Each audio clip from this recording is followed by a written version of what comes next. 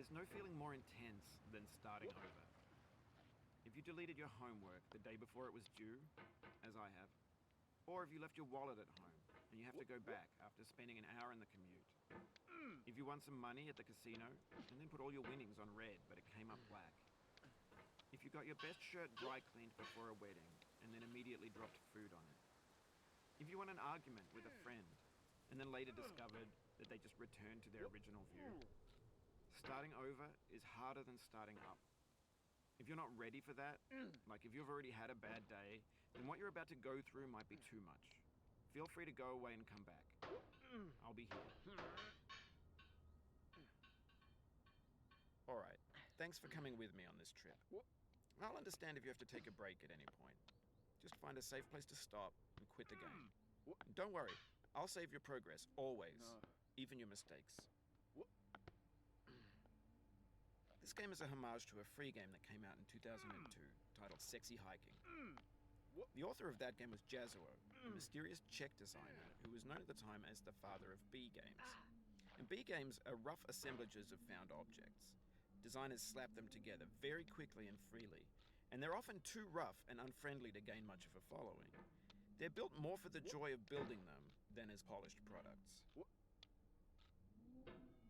In a certain way, Sexy Hiking is the perfect embodiment of a B game.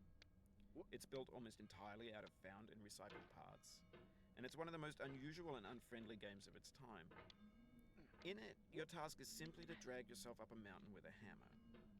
And that act of climbing, in the digital world or in real life, has certain essential properties that give the game its flavor.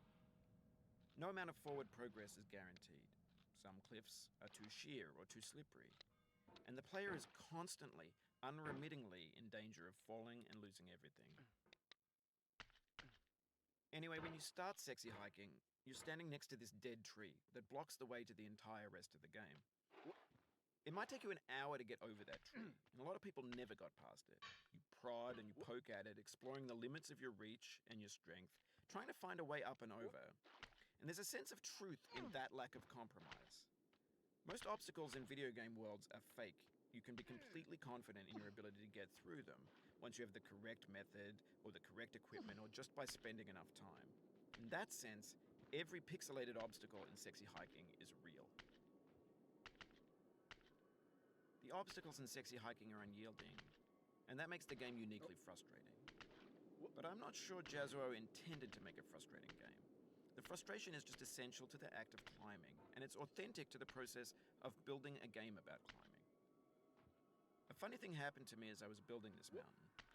I'd have an idea for a new obstacle, and I'd build it, test it, and it would usually turn out to be unreasonably hard. But I couldn't bring myself to make it easier. It already felt like my inability to get past the new obstacle was my fault, as a player rather than as a builder.